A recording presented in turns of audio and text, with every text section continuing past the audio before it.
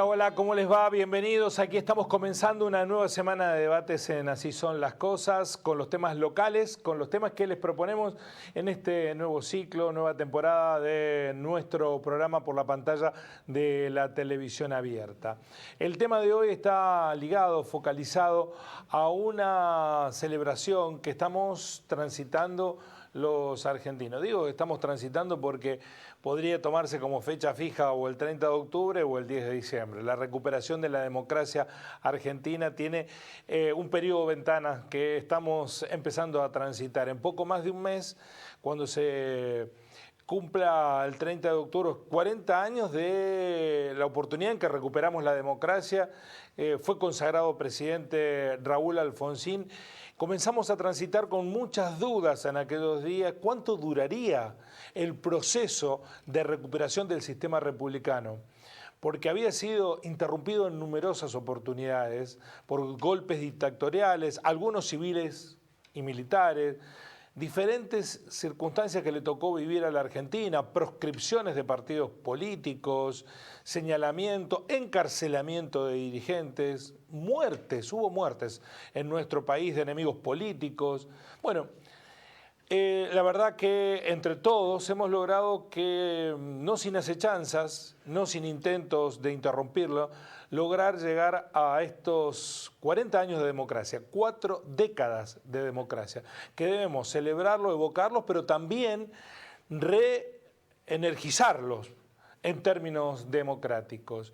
Y se está haciendo de diferentes maneras, en un momento muy particular, porque estamos yendo a las urnas nuevamente, y en un momento en donde se ponen en duda logros que se habían conseguido en forma de derechos, en forma de conciencia plena, en forma de un activismo que no necesitaba demasiado ponerle el cuerpo. Ahora parece que esa necesidad se ha vuelto nuevamente una demanda de buena parte de los argentinos. Es una democracia imperfecta, como lo son todas las democracias, que ha generado muchísimas insatisfacciones que aún reinan, pero también es una democracia que en estos 40 años nos ha dado muchísimos derechos, que no fueron fácil de conseguir, que nos han permitido evolucionar. Por supuesto que los que estamos aquí nos sentimos defraudados por la democracia, pero quienes vienen de afuera o que vienen de otros regímenes ven lo que nos pasa a nosotros y dicen, bueno, los argentinos se quejan, pero no saben lo que tienen en distintos puntos de referencia, no saben lo que tienen en salud, no saben lo que tienen en ciencia, no saben lo que tienen en acceso a la universidad pública. Hay ahí una valoración que debemos darle a la democracia, que por supuesto no neutraliza las carencias ni las insatisfacciones que transitamos, por las que hay que seguir trabajando para evitar que se consoliden desigualdades, asimetrías que están a la luz del día y que por supuesto desde nuestro lugar, pequeño por cierto, vamos a seguir defendiendo. Hoy vamos a hablar de 48 horas de intenso proceso de democratización, de democracia y democratización, que son dos conceptos que vamos a tratar de definir inicialmente. Vamos a hablar hoy porque esto va a suceder jueves y viernes en la Universidad Nacional de Río Cuarto. Le doy la bienvenida a organizadores del evento y también a una de las disertantes. Gracias por compartir esta posibilidad en el programa. Viviana Macchiarola, que es doctora en educación, bienvenida, ¿cómo le va? Gracias. ¿Cómo anda? Muchísimas gracias por la invitación. Al contrario, muchísimas gracias a usted por venir. Santiago Polop es politólogo, doctor en filosofía y uno de los integrantes de la Cátedra Abierta de Derechos Humanos que impulsa las jornadas, al igual que Gabriel Rieto, que es licenciado en psicología y también integrante de la Cátedra de Derechos Humanos. Bueno, ¿cómo surge la idea, Santiago? ¿Por qué la necesidad de estas jornadas y qué caracterizaciones van a tener y para quiénes están destinadas? Bueno, lo de rigor de protocolo. Lo de rigor de protocolo. Bueno, muchas gracias por la invitación. Buenas noches a todos y a todas. La necesidad de las jornadas aparece, digamos, ¿no?, por una necesidad que tiene la cátedra, el planteo mismo de la cátedra, que es pensar, digamos, nuestro lugar en la historia, en nuestro país, en nuestro contexto. y entender que los procesos de nuestra vida cotidiana están tramados por los derechos humanos, ¿no? Yo siempre intento hacer pensar esta categoría. Los derechos humanos no son una magnitud fija, no son algo que está en un libro ya, no es que está en un seminario. Los derechos humanos constituyen la matriz misma de nuestra existencia cotidiana, de cualquier ciudadano o ciudadana a pie que nos esté viendo, debe comprender que su vida está tramada solo a partir de que los derechos humanos son posibles. El derecho a la vida, el derecho al desarrollo de esa vida, el derecho a que esa vida tenga ciertas características que hemos convenido como sociedades históricas, ¿sí?, que no deben faltar: la libertad de expresión, la libertad de desenvolvimiento de esa vida, las libertades culturales, las libertades sociales, las libertades económicas.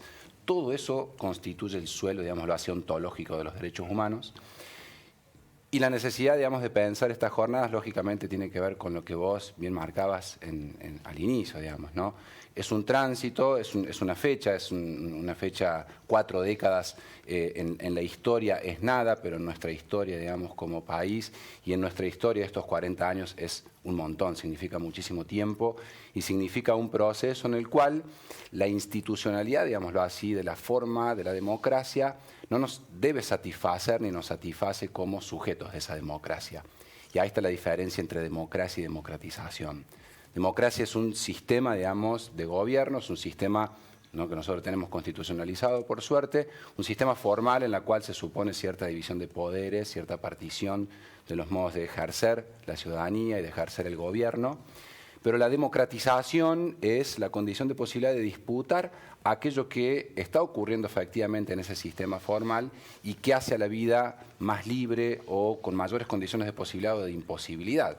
Es decir, que nosotros podamos disputar un derecho a la salud o a la educación pública significa que podemos disputar aquellas acciones o fuerzas que justamente lo impiden, lo imposibilitan. Entonces, democratizar la educación es siempre un trabajo de disputa contra aquello que quiere hacer las vidas menos libres. La democracia es el sistema, la democratización es darle carnadura, contenido al Exacto. sistema. Bueno, una de las disertantes va a ser Ana Sofía Soberón Rebasa, que es trabajadora social y adscripta al Centro de Estudios Legales y Sociales, CELS, que durante mucho tiempo, aún en tiempos de no democracia, de dictadura, trabajado por los derechos humanos y también por cuestiones que están básicamente relacionadas con la condición inherente al ser ciudadano.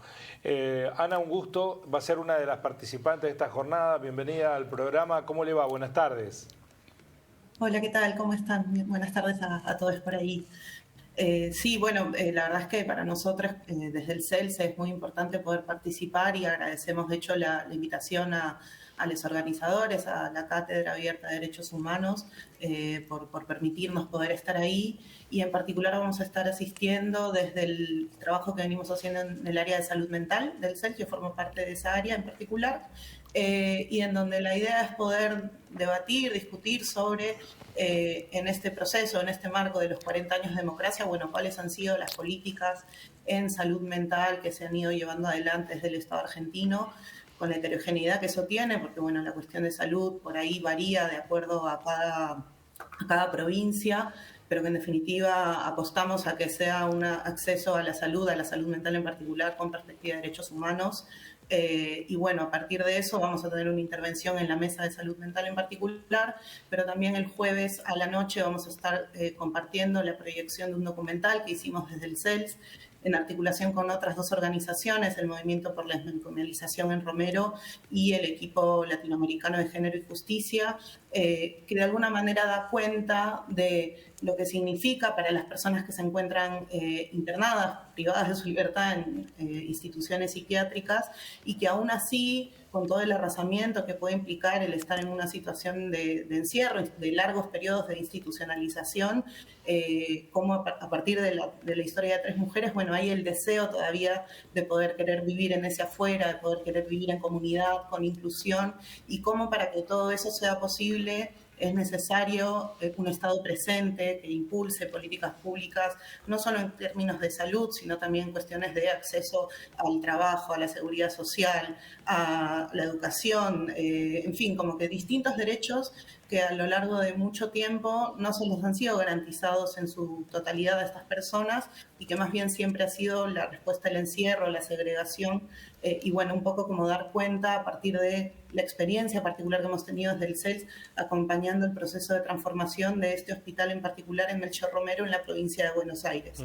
Entonces, bueno, es un poco invitarles a que se acerquen tanto el jueves a la proyección de este documental, que además algo que le caracteriza es que tiene mucho la presencia de la voz de las protagonistas de estas historias en particular, y además a la mesa que vamos a estar compartiendo con otras colegas del campo de la salud mental para un poco pensar, además de, bueno, cuestionar justamente, ¿no?, la política de encierro, también qué es lo que hace falta o qué es lo que se necesita para que esas salidas desde estos lugares sean sustentables, sean sostenibles y no sea una puerta giratoria, por así decirlo, en donde salgan y vuelvan a ingresar porque no encuentran una respuesta en ese afuera, ¿no? Y que más bien preponderan las cargas del estigma y demás, ¿no? Entonces, un poco esa es la discusión que queremos llevar o reflexionar de nuestra parte y que ojalá que con quienes puedan asistir a la jornada pueda entrar en diálogo y bueno, que pueda resonar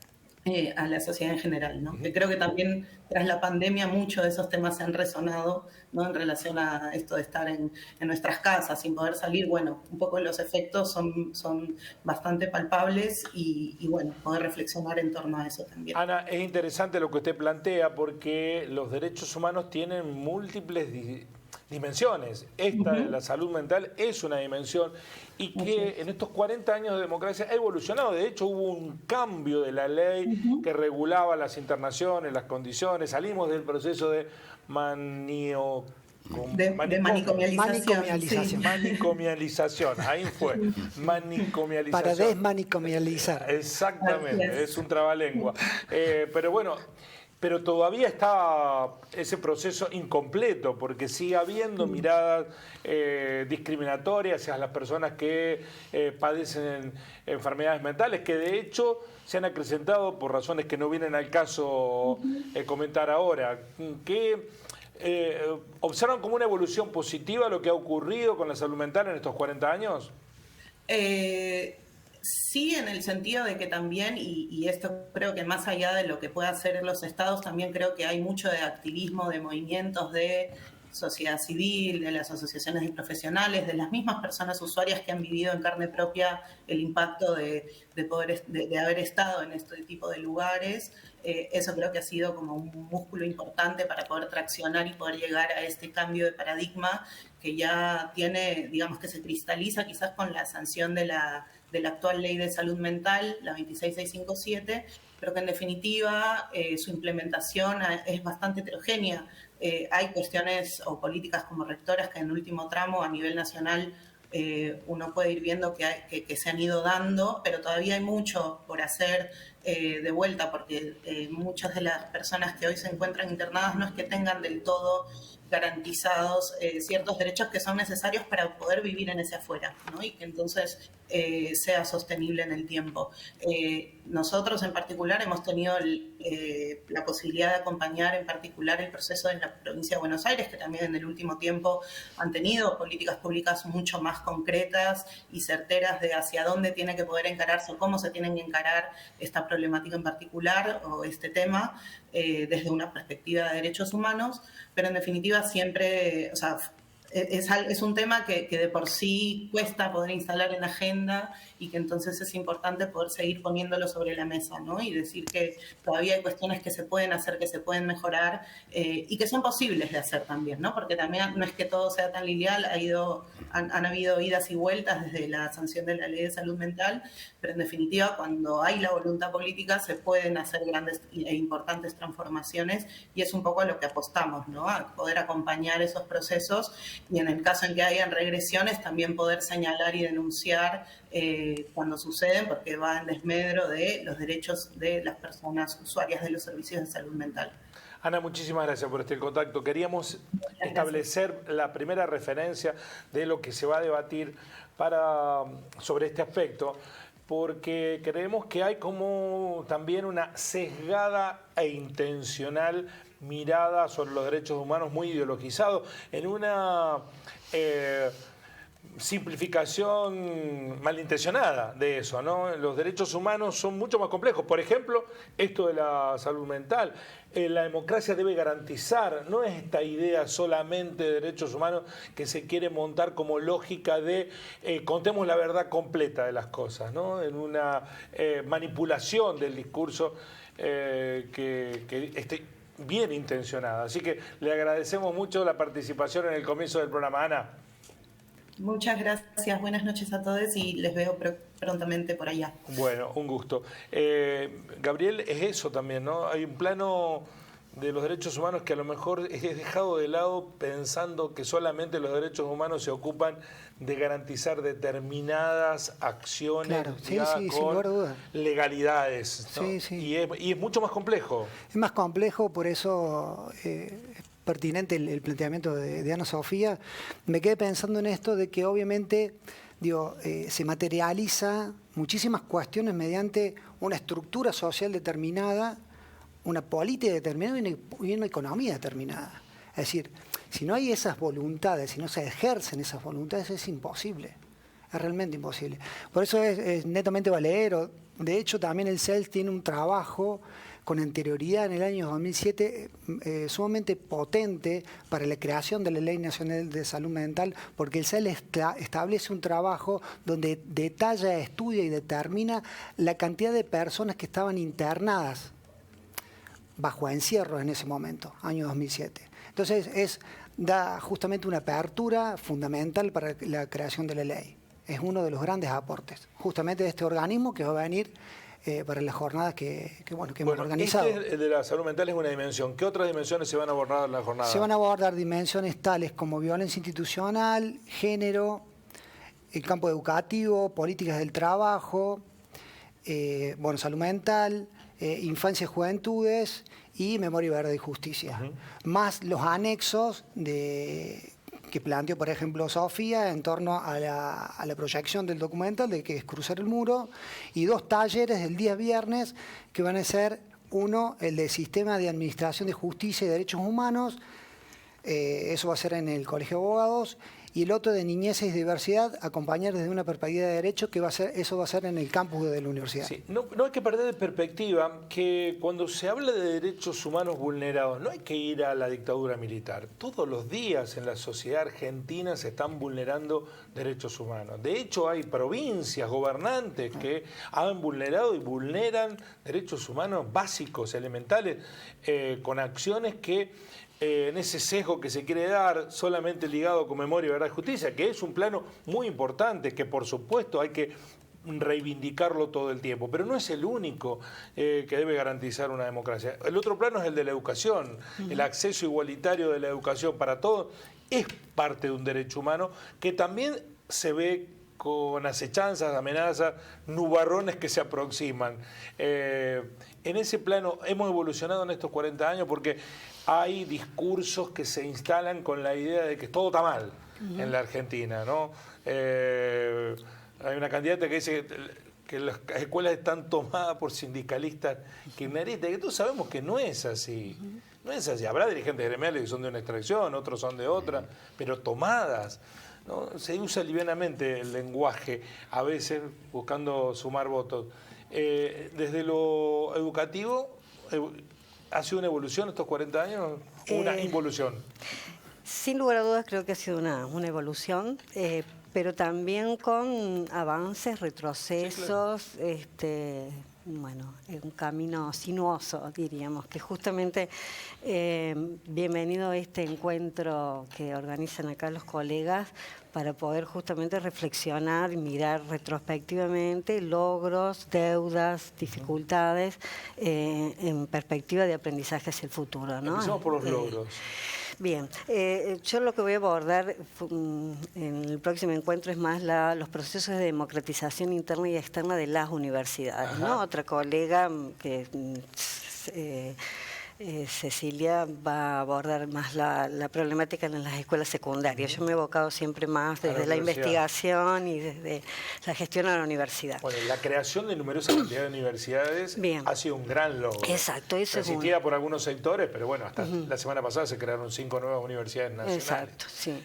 Ese es un gran logro. Ese es uno de los grandes logros, ¿no? Que tiene que ver justamente con la democratización interna de las universidades, ¿no? Diferenciamos entre democratización interna y externa, ¿no? La externa, perdón, esa tendría que ver más con la externa.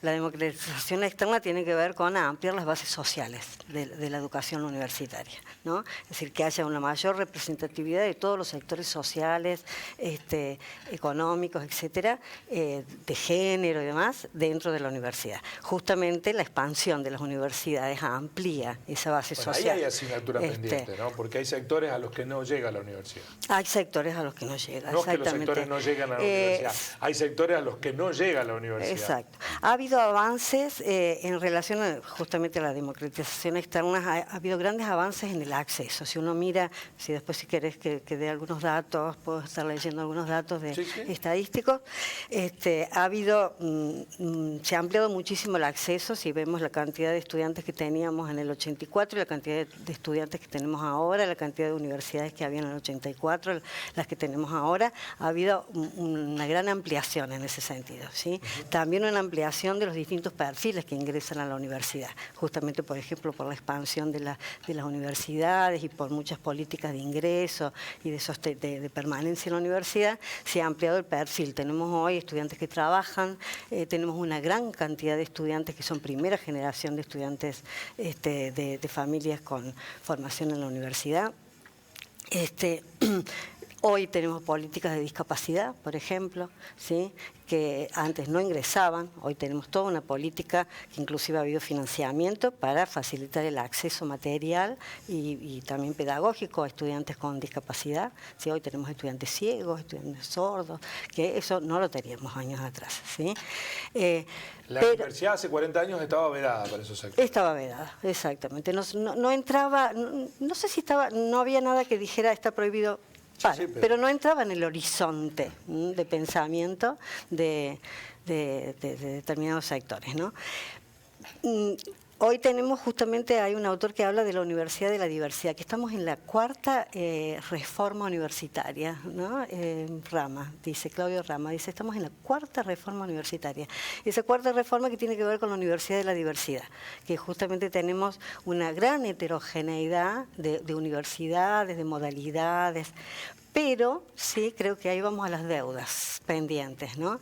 La universidad no se ha diversificado internamente, curricularmente y organizativamente para acoger esa diversidad. Creo que todavía nos falta, sobre todo en algunas universidades. Las universidades nuevas, justamente, esa es una de las virtudes de la expansión de la educación superior, porque las que se fueron creando, que hubo varias oleadas de generación de nuevas universidades, que fue la del 70, que fue creada la nuestra, que esa, bueno, tuvo que ver más que nada con descentralizar las grandes universidades y frenar un poco los movimientos estudiantiles después de lo que fue el Cordobazo, frenar, ¿no?, la rebeldía. Exacto, frenar la rebeldía. Pero después hubo otros, las de los años 90. ¿Y cómo queda ese estigma dando vuelta, no? Queda, seguro, sí. Sí, en la historia de la universidad. Sí. Creo que, a ver, la creación de la universidad tiene un doble, o sea, tiene esto del Plan Tacchini, pero también tiene todo lo que significó el movimiento ciudadano para... Voy a citar una anécdota, perdonen que sea autorreferencial en este aspecto, pero yo creo que después lo podemos discutir en otro momento. Uno de los rectores más importantes que tuvo la universidad, si no el más importante, fue Alberto Cantero. Sí, sin lugar a dudas. Como transformador de la universidad, impulsor. Sí. Pero tenía una preocupación de que no le tomaran la universidad. De hecho, cada vez que me dice, nosotros evitamos, yendo a un reportaje en Canal 13, cuando hacíamos el noticiero de la noche telediario, que se tomara la universidad. Como si tomar la universidad fuera lesionarla, ¿no? Pero es por ese ADN que tiene esta universidad, que ahora ha prohibido las pintadas dentro del campo, ¿no? Hay ahí una cosa que está ligada a cómo surgió, ¿no? Como si ahí fuera parte de perder el horizonte si pasan estas cosas, si se la toma por alguna demanda o si hay una pintada reivindicatoria de determinado proceso, ¿no? Claro, sí, lo que pasa es que a veces las tomas se interpretan como que la toma va en contra de ese rectorado y no, que en realidad es una reivindicación. Va en contra del poder estatuido. Claro, claro, como del sea, poder en general, no del efectivamente. particular de la universidad, ¿no?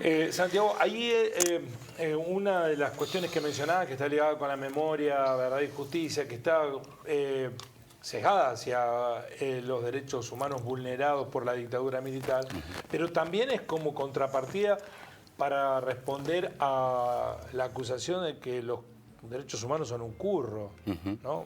Sí. Y pensamos en una dimensión educativa, en una dimensión de salud, en una dimensión de justicia, en una dimensión laboral. No son un curro los derechos humanos. Los derechos humanos son la esencia misma de la democracia. Exacto, la esencia misma de la democracia, e insisto, la esencia misma de la noción de persona. La noción de persona, digamos, en la cual se fundamentan los derechos humanos, ¿sí?, está, insisto, anclada a ciertos derechos que le son inherentes a cualquier ser humano. Por lo tanto, digamos, no puede desanclarse, ¿no?, el derecho humano y pensar que es una cuestión partidaria, digamos, ¿no? Porque eso es uno de los grandes efectos, una de las grandes conquistas, vamos a decirlo así, de los movimientos reaccionarios en contra de los derechos humanos, de generar, digamos, de haber construido o instituido una norma, algo así como la grieta, y haber dejado los derechos humanos de un lado, ¿no? Como suponiendo que, por lo tanto, si los derechos humanos están de aquel lado, son el enemigo natural de aquello que debe sanear la grieta, ¿no? Es una operatoria política extraordinaria, esa y construida durante de un tiempo a esta parte, digamos, con mucha que es lo más complejo, digamos, ¿no?, de estructurar, ¿no? Es sumamente complejo porque eso supone... ¿no? Está muy instalado, pero eso supone un recurso, digámoslo así, que tienen estas estructuras ideológicas, que es a lo que vos mencionaste, creo, al principio, que es la sobresimplificación de la realidad, digamos, ¿no? La simplificación de la realidad, la simplificación de lo que fue el proceso, digamos, dictatorial en nuestro país, la simplificación de lo que significa la construcción de una sociedad democrática, supone, digamos, ocultar todos aquellos elementos que ocurren o deben estar ocurriendo para que una sociedad se democratice, ¿sí?, y todos aquellos poderes que deben ser disputados para que una sociedad se democratice, porque esto es lo que hay que entender, digamos, ¿no? Hay una disputa permanente sobre quiénes se educan, ¿no?, y quiénes no. Hay una disputa permanente sobre qué se vende en un mercado y qué no se vende, ¿no? Hay una disputa permanente sobre qué puede ser una persona y qué no puede ser. Eso está todo el tiempo en la mesa, digámoslo así, del poder. Sí, la democratización es una cinchada de todos los días, Exacto, donde tiran de un lado una minoría poderosa y una mayoría débil, ¿no? Tratando de que lo que se consiguió de un lado no se vaya otra vez para el otro, ¿no? Exacto, exacto. Es un ejercicio permanente, una democracia nunca termina de consolidar. Nunca termina, por eso es democratización, digamos, uno de los lemas de la jornada. Siempre es una cuestión inacabada la democracia, ¿no? Y es una cuestión de ese cinchamiento, digamos, necesita de ciudadanía informada, de ciudadanía, digamos, entendiendo la dimensión de lo que está en disputa para que justamente pueda hacerse parte y entender que la lucha por los derechos humanos es una lucha que involucra su experiencia individual y social y colectiva del mundo, ¿no? Por eso, en la sobresimplificación o en la excesiva, digamos, simplificación de la realidad que hacen, estas estructuras generan esto, digamos, que la ciudadanía sienta que los derechos humanos no tienen nada que ver conmigo porque son supuestamente de aquel partido. No son de ningún partido los derechos humanos, son de la persona, del ser humano, ¿no? Sí. Ustedes eran muy chicos, ambos, no van a entender lo que le hablo, pero la profesora sí. Cuando empecé la universidad, año 84, una cátedra obligatoria, había que cursarla un cuatrimestre, era Constitución Argentina. En ese nivel estábamos, ¿no? Hoy supongo que no la dictarán más, ya todo el mundo sabe, aunque a algunos no le haría nada mal agarrar la Constitución y leerla. Nosotros teníamos que cursar, de hecho la dictaba el hoy doctor en Derecho Ricardo Muñoz, era docente, era común a todo, la cursaba el estudiante de veterinaria, el estudiante de comunicación, el estudiante de ingeniería, había que cursar un cuatrimestre, 1984, Constitución Argentina. Y celebramos eso porque nos obligaron a estudiar la Constitución. Che, esto es lo que tienen que respetar. Hoy yo no los quiero dejar sin trabajo, pero no tendría que ser necesario que esté presente una cátedra de derechos humanos, ¿no? Si está la cátedra es porque hay una debilidad del sistema. Sí, en realidad sí hay debilidad en el sistema. No obstante, me parece que es necesario seguir construyendo estos puntos de encuentro porque me parece que reelabora y reconstituye un concepto que es fundamental y creo que vamos a estar todos de acuerdo, que es el de memoria. Me parece que también estamos en una trama epocal que justamente quiere desmenuzar, quiere minimizar, ¿no?, el gran caudal de memoria que es necesario sostener. Por eso me parece que las jornadas son esenciales para esta apertura. También aclarar que son abiertas para el público en general, que son gratuitas, eso también es muy importante asentarlo, y que bueno, que los medios de inscripción están anexados por los flyers que están circulando, por las redes y demás, que es algo sumamente sencillo, así que, pero bueno, me parece válido aclarar lo de seguir construyendo y sosteniendo memoria. Sí, querías mencionar algo, Santiago. Sí, no, simplemente decir esto, siempre sería necesaria una cátedra de derechos humanos. Por eso mismo, porque no sabemos cuál es el límite de las libertades. No sabemos cuántas libertades, digamos, Están más todo el tiempo nos amenazadas faltan. las libertades. Claro, o cuántas libertades, por ejemplo, pensar las libertades que son de las disidencias sexuales, o pensar las libertades de las generaciones, digamos, futuras. No sabemos en qué se convierte ese significante, qué es libertad, o qué es, digamos, igualdad, o qué es fraternidad. Eso lo piensa cada tiempo.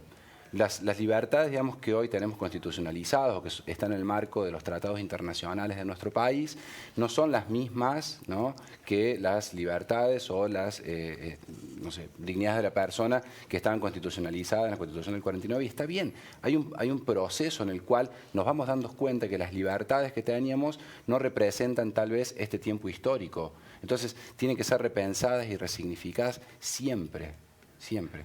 Bueno, al igual que sí. Sí, no, y otra diferencia, lo que fue la Constitución Nacional como una asignatura en el 84, es pensarlo como un contenido específico a ser aprendido, incluso en algunos casos por ahí memorizado, ¿no? Pero la Cátedra de Derechos Humanos creo que tiene otra concepción bien diferente, que tiene que ver con un espacio de estudio, de investigación, de discusión, de debate, y que hoy está siendo fundamental para una de las innovaciones que ha emprendido nuestra universidad desde hace un tiempo atrás, que son los cambios de planes de estudio, ¿sí? La universidad está en un proceso desde hace ya varios años de cambio de planes de estudio, donde en esa resolución de innovación que se llama Programa de Innovación Curricular, una de las innovaciones ha sido incorporar los derechos humanos como contenido transversal a todos los planes de estudio, ¿sí? Bueno. Entonces, la idea de contenido transversal es la idea de una perspectiva, de un enfoque donde la Cátedra de Derechos Humanos va a ser fundamental. Hoy tomó Estado Público, no recuerdo el nombre, quién va a ser asignado si ganan las elecciones como titular de Ciencia y Técnica o titular del CONICET en la gestión de Javier Milei, si es que llega a transformar el presidente. Y lo primero que dijo que el CONICET iba a sufrir un recorte y que se estaba gastando mucho en investigaciones sociales, que había que ir hacia las ciencias duras, ¿no? Como si lo social no fuera parte de una dimensión humana, que es lo que estamos hablando. Claro. Buena parte de los derechos humanos están ligados por garantías sociales perdidas o por conseguir, o si se consiguieron, por defender. Ahí hay un escenario amenazante. Sí, claro. Claro que sí, muy amenazante. amenazante. Pero bueno, simplemente acotar esto es lo que al principio también establecimos. Digo, a ver, nuestras voces también están siendo reflejadas desde una institución que es la universidad pública, ¿no? Si queremos le sumamos la salud pública, que son instancias que justamente se sostienen, insisto, bajo una estructura social determinada, política determinada y una economía determinada. Digo, está habiendo narrativas que obviamente van en detrimento de absolutamente todo esto, y me parece que justamente es digno para repensar estas cuestiones, ¿no? Que no son mínimas, realmente son muy gruesas y hay que detenerse a pensarlas. Sí, Santiago. Un dato, digamos, también para agregar eso que vos decías, digamos, como esa de obsesión, digamos, de ciertas estructuras del pensamiento con las humanidades o con las ciencias sociales. Hay un dato que está, digamos, en el libro En el Nunca Más, digamos, que investigó la CONADEP, que el grueso, vamos a decirlo así, de los cuerpos desaparecidos, de los cuerpos muertos al interior de las universidades, respondía a las carreras de ciencias sociales y de humanidades. Bueno, algunas de las cuales en la propia Universidad de Río Cuarto se cerraron, ¿no? Se cerraron, Trabajo por social ejemplo, fue cerrada. trabajo Ciencias de la social, educación, ¿no? que yo estudiaba. Claro, en educación también. Ciencias de la educación se cerró, sí.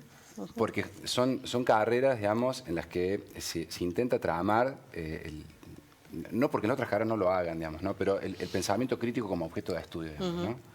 Entonces, creo que ahí está, digamos, ¿no? la obsesión de las usinas de pensamiento conservadoras, digamos, ¿no? De no admitir la crítica, de imposibilitar o de dificultar, digamos, las herramientas de la crítica.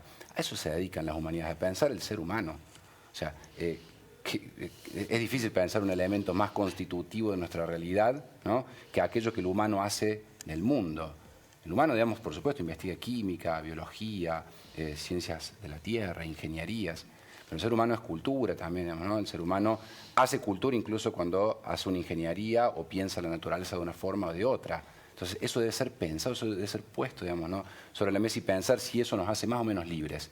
¿Qué ingeniería o qué trabajo, digamos, sobre nuestras estructuras productivas nos hacen más libres, nos hacen más equitativos, posibilitan la vida de más personas o de menos personas, ¿no? Eso está sobre la mesa. No quiero rehuirle un mensaje porque era la pregunta que estaba dando vuelta todo el tiempo, que hay una idea que si uno defiende los derechos humanos los defiende para determinado sector y no para todos. Y nadie estaba diciendo eso. Pues me parece que ese es el sesgo determinista que se le ha cargado una semantización ideológica determinada a los derechos humanos. Y los derechos humanos, por supuesto que son los derechos humanos de todos. Pero hay un consenso básico. Matar a alguien por la espalda no es proteger un derecho humano. Es justamente lo contrario. Hay un consenso básico y hay una serie de datos básicos. Claro. Hay una serie de ideologías, vamos a decir que cuando gobiernan el Estado, crean universidades y otras que las cierran. Hay ciertas ideologías políticas que cuando gobiernan el Estado habilitan los mecanismos represivos del Estado y se puede matar, o las fuerzas, digamos, no de seguridad matan sin culpa o sin pena. Y hay otras ideologías que cuando gobiernan el Estado, ¿sí?, protegen los derechos, digamos, individuales de todos, no solamente de los de un color, sí, los de otro no, los que viven en un barrio sí, los que viven en otro barrio que se mueran. Digamos. Esas son estructuras ideológicas, ¿sí?, que cuando participan del Estado hacen cosas. Entonces eso tenemos que evaluar. Los derechos humanos no tienen partido. Los sujetos sí, cuando gobiernan el Estado, tienen ideologías, eso es inevitable. Y hay ciertas ideologías que democratizan y hacen más libre la vida individual y común, y hay otras que la cierran detrás de ciertos dogmas y dicen ciertos sujetos van a ser libres, ciertos sujetos van a poder desarrollar su vida, y todos estos no. Entonces hay herramientas para pensar. De todas maneras, buena parte de ese discurso se enanca, se monta en la idea de la insatisfacción con la democracia, ¿no? Porque evidentemente no ha dado todas las respuestas que esperábamos. Usted iba a mencionar algunos números Sí. comparativos. Sí, no digo ejemplo, que vayan a responder a esa pregunta que le acabo de hacer, pero digo, No. hay que mirar en perspectiva también, Sí. ¿no? El proceso, 40 años de democracia. Sí, en términos de algunas de las deudas pendientes Sí. de la democracia, yo decía que había habido una gran expansión de la educación superior, ¿no? Algunos números, antes del 89 teníamos 29 universidades, ahora tenemos 51, ahora tenemos 131, pero han accedido todo, como les decía, todos los mayor espectro de sectores sociales, pero hay datos del sistema de tendencias de educación, de las tendencias de educación superior en América Latina, nos muestran, por ejemplo, que del 30% de los sectores de ingresos más bajos egresan el 7,2%. Sí. En cambio, del 40% de los estudiantes que tienen ingresos, sus familias tienen ingresos más altos, egresan el 40%. Esto nos está hablando de lo que algunos autores llaman de inclusión excluyente. Se incluye a todos los sectores, cada vez más, pero los que egresan siempre son... En los hechos esa inclusión no es completa. No es completa, o sea, hay mayor abandono en los sectores más bajos. Una de las universidades más admiradas en toda América Latina.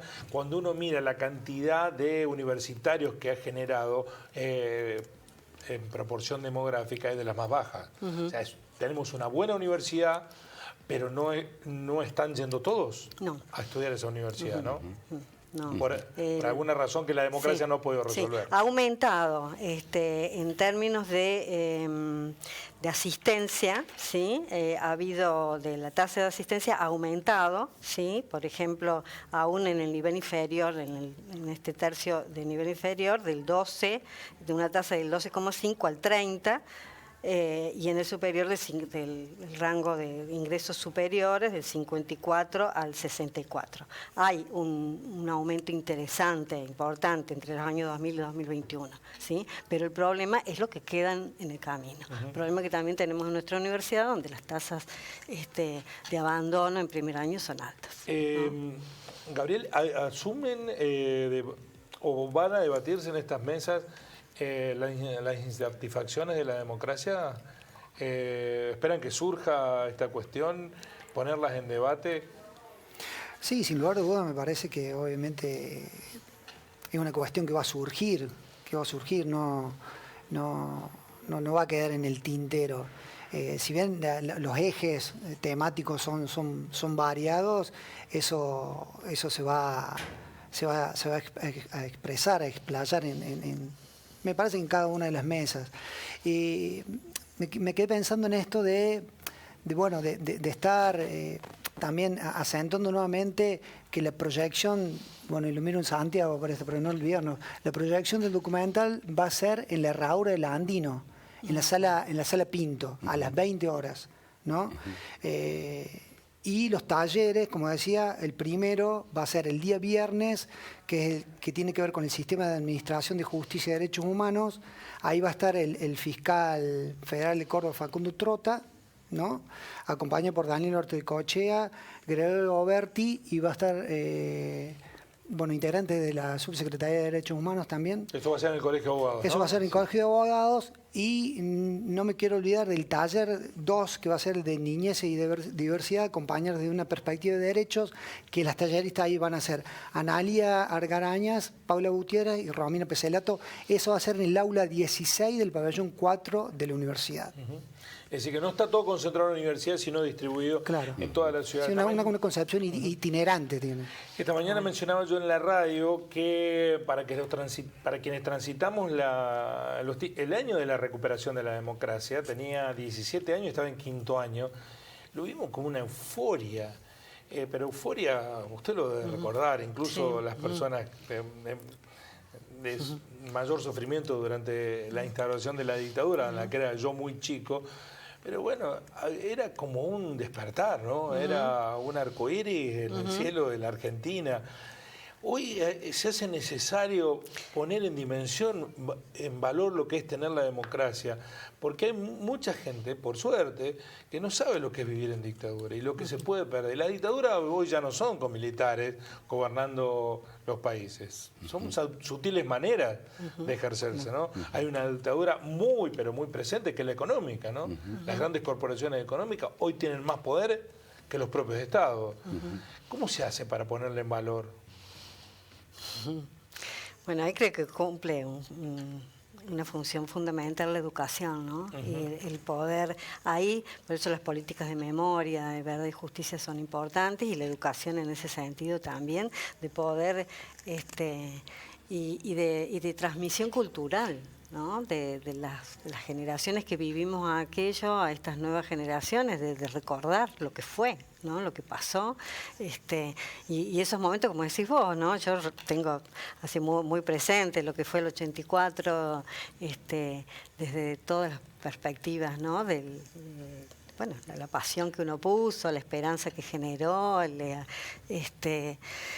los cambios que uno se veían hacia adelante, ¿no? Pero bueno, creo que justamente poder Alfonsín contar... juntó 1 millón de personas Sí, en la Avenida 9 de sí, Julio, sí, ¿no? sí. 1 millón de personas. Sí, sí, ¿no? En una cosa Sí. impresionante. Sí, Había sí. una necesidad de aire fresco. Estaba intoxicado nuestro país. Sí, sí, En términos democráticos. Y eso encarnó Alfonsín, por eso es tan importante la piedra basal que puso esta Argentina, con todas las marchas y contramarchas que ha habido durante el propio gobierno de Alfonsín y los años que vinieron. Pero pareciera que en algunos casos todavía no se percibe eso, ¿no? Yo no sé si por qué falló la educación. Es posible, es posible. Yo creo que... Tengo hijas que han transitado ya los ámbitos educativos y le pregunté más de una oportunidad, ¿qué les enseñaron de la democracia? Y la verdad es que muchos docentes pasan de largo. Claro, se ha naturalizado. Claro, ¿no? bueno, pero ese es el ¿no? problema, la naturalización que hace, bueno, justamente lo que vos decías antes, ¿no? Esta construcción del sentido común generalizado y la necesidad justamente del pensamiento crítico es desnaturalizar, develar, discutir, desentrañar el por qué ocurre lo que ocurre, poner cada uno de los acontecimientos en coordenadas económicas, políticas, históricas. Creo que eso es lo que tiene que hacer la educación, ¿no? Y en una perspectiva crítica, ¿no? Bueno, ¿Por qué eso se tenemos que naturalizó, profundizar. Santiago? Se naturalizó, por un lado, porque hay lo que está bien, digamos, ¿no? Que se naturalice, que es la experiencia, digamos, ¿no? de la vida en libertad, hasta tanto y en cuanto nos hacemos parte de la ciudadanía que debe sostenerla. ¿Qué quiero decir?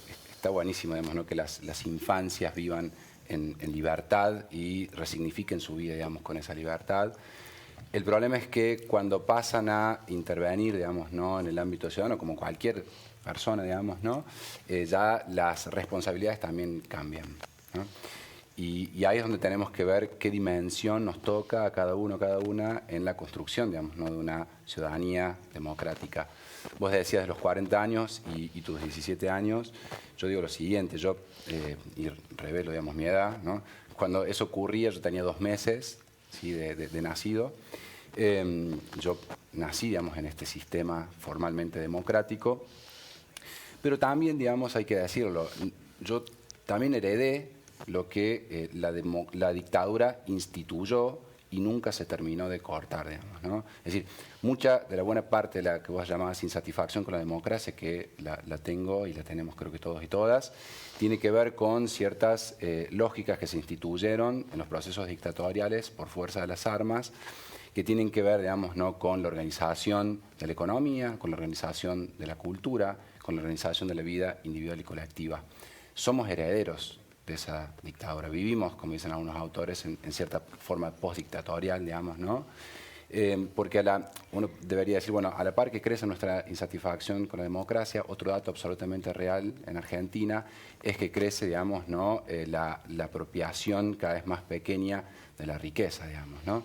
Es decir, crece la insatisfacción de la democracia y crece en la misma medida, digamos, ¿no? La riqueza apropiada en cada vez menos sectores o menos más. La inequidad. ¿No? Exacto, ¿no? Entonces, no por nada, una de las primeras actividades, digamos, ¿no? de la dictadura fue reordenar el sistema, digamos, económico, instituir el sistema financiero como el gran anclaje y ordenador de la vida económica del país. Bueno, y no por nada ponerle límites a la demanda de derechos. Exacto. ¿No? Es decir, ¿cómo que hay demanda de derechos?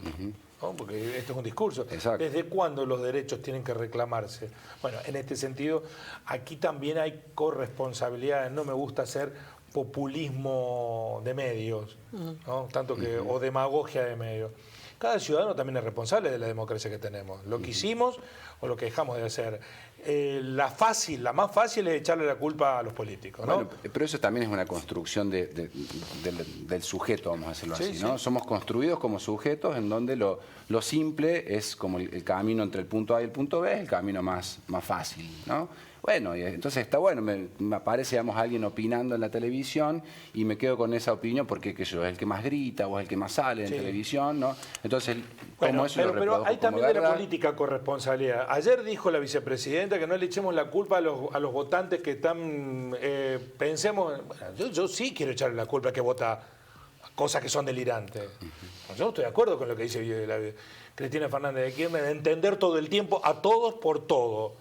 No, estos 40 años de democracia nos implica a cada uno, en el lugar donde estemos, a tener un ánimo más reflexivo, no lineal de las cosas, ni de pataleo de niño creciendo, ¿no? Ya ser ciudadano de una democracia consolidada de 40 años implica responsabilidades. Y me parece que la política juega con eso. No puede ser neutro votar a uno o no votar a otro, o votar a gente que... Una cosa es que te mientan, te oculten y no te digan lo que van a hacer, bueno, me engañaron. Ahora, ya cuando te dicen, voy a hacer esto, que te va a hacer daño a vos, y vos lo votás igual, bueno, el problema ya no es que te tengo que entender. No te tengo que entender. Bueno, estás haciendo malas cosas. Si vas a votar a alguien que te dice, te voy a hacer daño, mirá que te voy a hacer daño, y encima lo votás, bueno, ya no es, te tengo que entender porque lo votás. No te voy a entender. Es mi criterio, no estoy de acuerdo con el discurso, que para mí también tuvo ahí un sesgo de cuidar que no se vaya ningún voto. Es decir, siempre hay que terminar entendiendo cómo vota la gente. No, siempre no. Si te engañan, vienen con revolución productiva y salariazo y te meten neoliberalismo puro, bueno, ahí me engañaron, ¿no? Si te dicen, vamos a eliminar ganancias y duplican la cantidad, bueno, me engañaron. Ahora, si te dicen, te voy a hacer daño, voy a agarrar y te voy a cortar los brazos y las piernas, traducidos en derecho, y vos encima le votás, bueno, ya no te tengo que entender. No, claro. Claro. No, Sí. Hay algo, digamos, lo único que puede intentar hacer uno, creo en ese aspecto, es en cierta forma jerarquizar, no poner todo en la misma medida, digamos, ¿no? Porque somos sujetos de nuestra estructura mediática, de nuestra estructura socioeconómica, y ahí nos formamos las verdades, vamos a decirlo así, del mundo, ¿no? Entonces somos también afectados por eso. Entonces, dentro de esa jerarquía, yo creo que hay un sujeto todavía ahí al cual apelar y decirle, hey, esto si pasa, digamos, tiene que ver directamente con tu libertad y no con lo que vas a poder hacer, sino con todo lo que no vas a poder hacer. Bueno, jueves y viernes en la universidad, gracias por venir. En la universidad y en otros ámbitos de nuestra ciudad, 2 jornadas de democracia y democratización en estos 40 años. Gracias por venir, muy amable. Bueno, muchas gracias. Una cosa que en el final tenemos que decir, este programa, si no hubiera democracia, no lo hubiéramos podido hacer, ¿no? Exacto. Tal cual. Si hubiéramos estado en dictadura, este programa no se podría hacer. Algunos pensarán, y mejor que no lo hubieran hecho. Nos encontramos Seguro. mañana. Así son las cosas. Chau.